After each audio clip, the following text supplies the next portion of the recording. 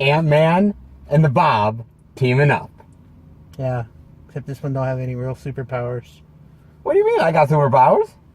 You got imagination. That's not superpowers. Well, I mean, imagination goes a long way, though. And for one thing, the real Ant-Man has a real mask. You have a cheap knockoff. Are you really going to hate on the knockoff? For one thing, he has the full suit. You only got the fake mask. Well, I'm a little low on my budget. I'm sorry, okay? Give me a break. So you're going to go to the dollar store and get that kind of version of the suit?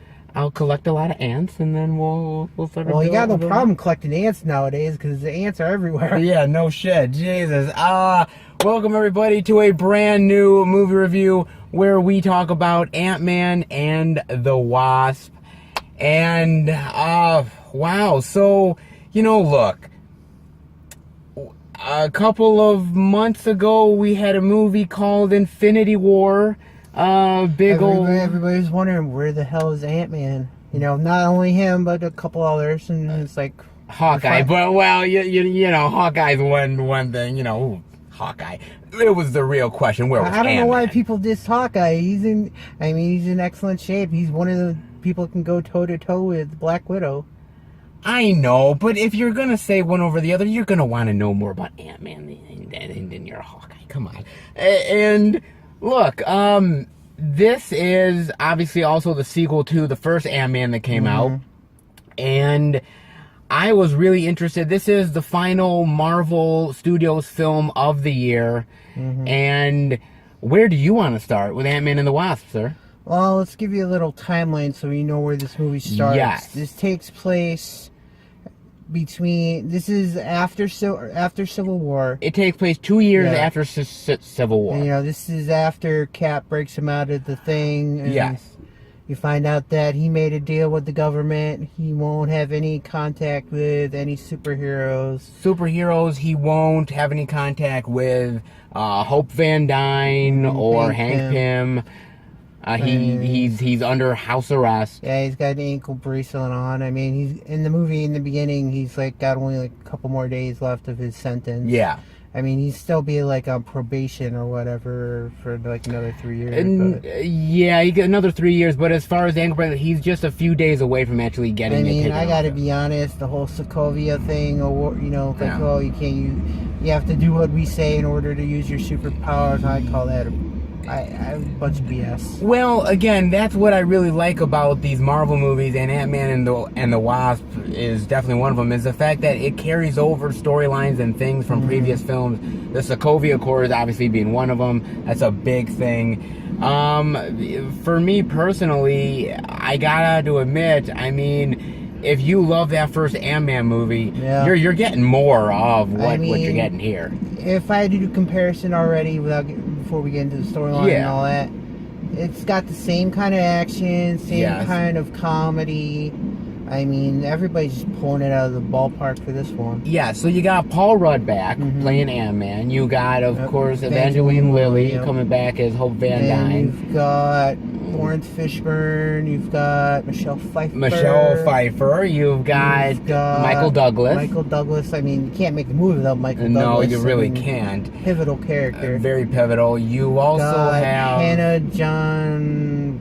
I think her last name is John Raman. It's like a hyphenate name. Yeah. She was in Killjoys and a bunch of other stuff that we've seen her in. Yeah, she's good as well. We've got Walter. How do you say his last name? Scoggins. Oh, Walter Goggins. He's in this as well. There's actually a ton of people in this, man. And everybody does a really great job in this movie. They all know what kind of movie they are in. This is definitely an action comedy movie. And they go back to that plot line in the first one about what happened with Hope's mother, Hank's wife. Yes, and the fact that at the end of the first Ant-Man, spoilers for Ant-Man, but it's been, God knows, like 2 or 3 years, so if you haven't watched it, basically he went into the quantum realm at the end of that film, and he possibly made contact with Hank Pym's wife, who was lost. And so there's a lot of they are now on a mission to try to get her back. Yeah. and it's not easy. I mean, it was in the first movie. It was kind of a fluke that he went that far down. Yeah, he went that far down, and now they're on the mission, and they also have to deal with somebody named Ghost, who is kind of from Hank Pym's past. Yeah, so her character has like this ability. She's like in and out of phase with reality. Yes, and she's trying to fix herself. Yeah, I mean, it does give her some cool abilities. I mean, gives her like high kinetic abilities where she could like kick somebody across the room or go through things like they're nothing. Yeah, I mean, that stuff's really cool. I think all of the effects, all the CGI stuff is really cool. Whether we're talking about the phasing in, phasing out, whether we're talking about the personal relationship between characters. The personal relationship with characters is cool, but also they either when they get really small or really big. That was very effective in this movie. How they did it. I mean, I thought that was cool. Just the chase scene. One where they go from a regular sized car to like a little like Nike's car, a little toy car that you see at the stores. Yes. Holy crap. That was so cool. Let me tell you something. Like, that first Ant-Man had a lot of really cool stuff with it, but this just takes it to, like, the next level, man. I mean, it really does. It's so inventive, and I really loved where they went with the film. Yeah. And as far as the comedy is concerned, I thought the comedy worked, man. I thought it was on par with the first one. Yeah, I thought, like I said, I think Paul Rudd kills it. Michael Douglas definitely kills it in this film. Yeah, he does a great job. Even Evangeline Lilly's got some good jokes in this movie. Yeah, there's some really great jokes in there. There's maybe a couple in there that didn't quite hit for me exactly, but it was very few and far between for me. And you got, what's his name? Michael Pena Michael Pena, who is back as well. Oh my God, this guy!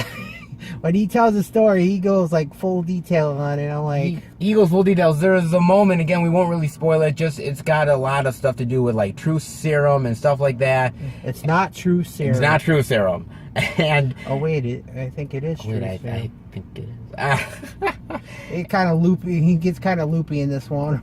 And then he starts to like tell a story, but then he's like, "Well, my grandmother," and then he goes track, and he goes it's stuff, and it's just like he's just going off the rails a little bit. It's so funny. Michael Pena, again, just like the last film, he kills it here as well.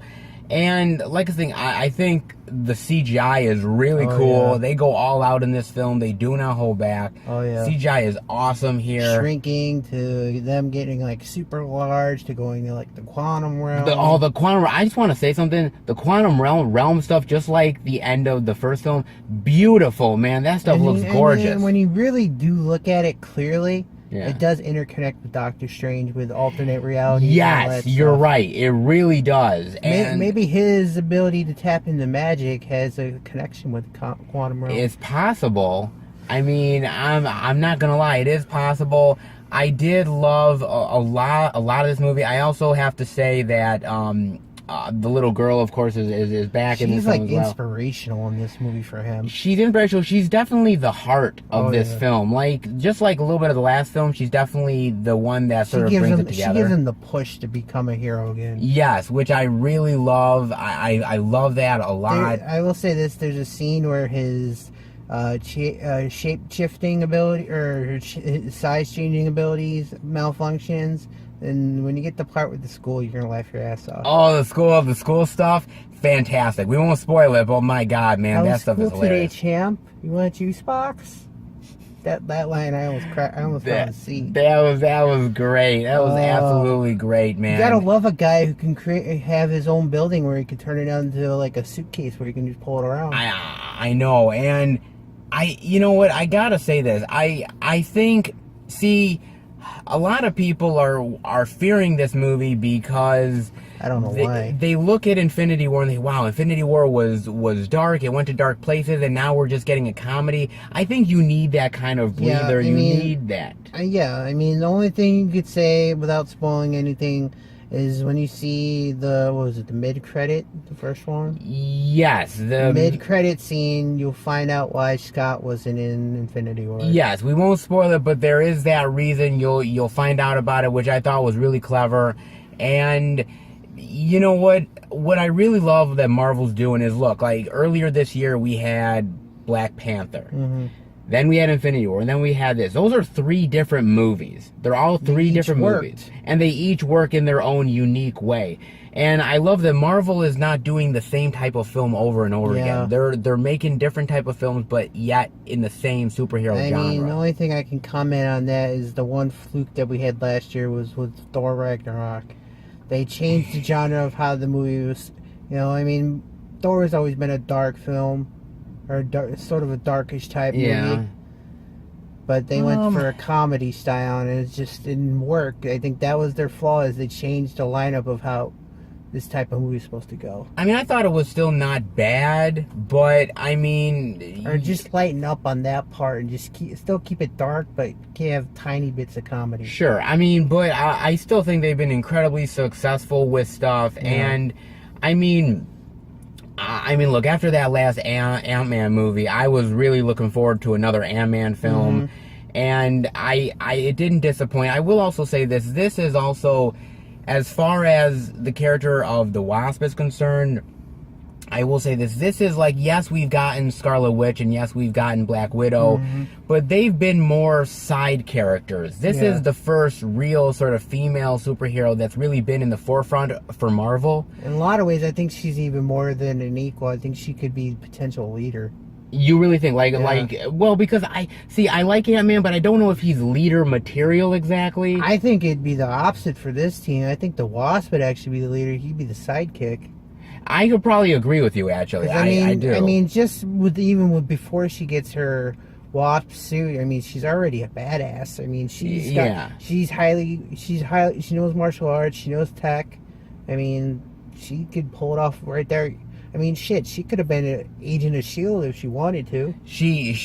I mean, she could be. And I do want to say that thing about the also great thing about this movie is that it does delve into some of the past stuff with S.H.I.E.L.D. and stuff like that. It does. I really do like that a lot. It's kind of comforting to know that there's still some former S.H.I.E.L.D. members out there. Yes, it's actually really cool to kind of have that connection to it. And I do have to say, there's some really great stuff, especially at the beginning of the movie, with younger Michelle Pfeiffer and younger Michael Douglas. That was one thing I pointed out to you and our buddy Van, is they got that de-aging CGI down to perfection. Oh my God.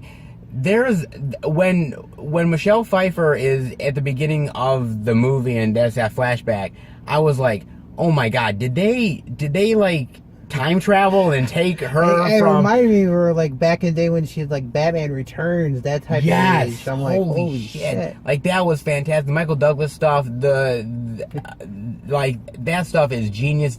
I mean, they did it with Robert Downey and Civil War. They did it with Kurt Russell at the beginning of Guardians of the Galaxy Volume 2. I mean, it looks fantastic. They've got that down to a damn science. That is great. And you know what, I will say this much, that I think I think we could get a third Ant-Man and the Wasp. Geez, I hope so. I mean, I what think... I could foresee them doing is something escapes the quantum realm that's just a danger to everything. I could see that. That could be cool, I mean, actually. there is one scene where you see Hank traveling to the quantum realm, and you see the stuff that looks like, oh, it's beautiful, beautiful, and he gets closer. I'm like... It's like something from Jaws. Yes, it's incredibly terrifying, man. It's incredibly terrifying. The thing is, they don't really know that much about the quantum realm, so God knows what kind of dangers are in there. Exactly, and that's the thing I love about the movie, is all the interesting, weird things that go on in it. The new possibilities, everything. And this film is directed by Peyton Reed. Now, Peyton Reed directed the first Ant-Man. And a lot of people sort of almost, they didn't kind of shrug off Peyton Reed exactly, but Edgar Wright was supposed to direct the first Ant-Man. And he had issues with Marvel, and he left the project, and they were pretty far along at that point, and Peyton Reed came in to direct it, and everyone was like, well, Edgar Wright came up with all the stuff, and Peyton Reed just directed it, and I kind of scoffed at that, and I was really rooting for him in this one, because I'm like, he gets to show now that that he put this whole thing together. He was definitely the one that a lot of creative force, and it shows. It's such a creative and wonderful movie, and I really loved and supported him in that first Ant-Man movie, and I think that he did just as equal of a job, if not better, in this, with like just, if you take anything from the first Ant-Man, the comedy, the special effects, the doing the small, big stuff, all that jazz, weird, like, you know, the proportion stuff, just double it. And that's what you get here, man. It's just really fantastic. I mean, is there anything else you really want to say about it? Not really. I mean, it pretty much covered almost everything in this film. It really did. And well, I could make one point. Okay. Is the villain in this movie Ghost? Yeah. She's not what you think in this movie. Let me ask you this, just as a question. Now, it's kind of tough because we've had some really great ones, whether we're talking about Thanos or we're talking about Killmonger.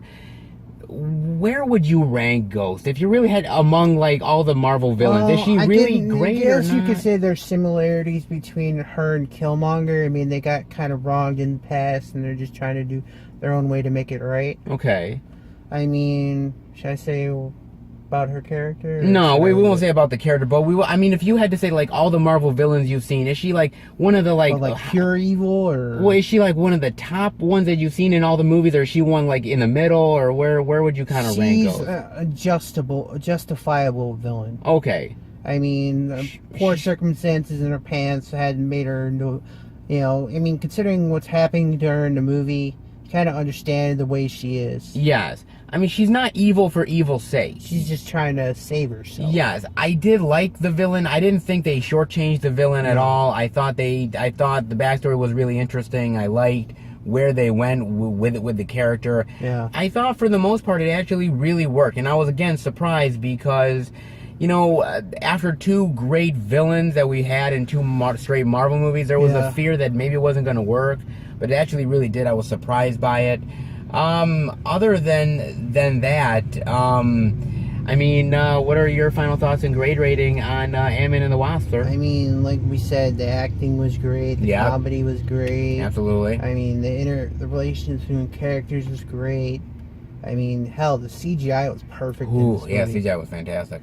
I mean, there is one thing I could say is like you see one character in this movie who's got a new ability. Or at least one that gets introduced in this film. Okay, yep. And it makes you wonder, how far can this ability go? I mean, it could go farther than this, or... okay. Okay, yeah. Because there's still a bunch of questions that we don't know about the quantum realm. Yes, you are right. And even the character says it changes you, evolves you. I'm like, where is this leading to? There's a lot of potential. God knows the one character gets stuck near the end in the quantum realm. Yes. How's that going to affect that person? Yes, there's a lot of definitely questions that could come up in another Ant-Man movie.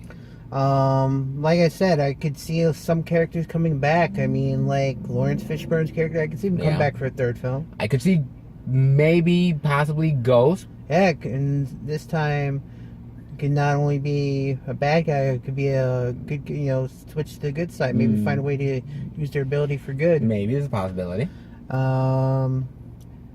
It's just, I mean, it's really, to me, it's that question for the mid-credit scene.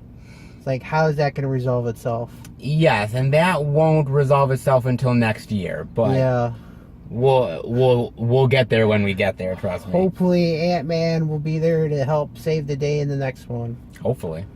But, you know, I thought the movie was pretty solid. I mean, I think it was practically on par with the first one. Okay. And I don't even remember what I gave the first one. I don't think we were even doing the reviews at that point. I mean, the first one I thought was a perfect day. I mean, the movie was that good. So if you said that, I'd have to say this one.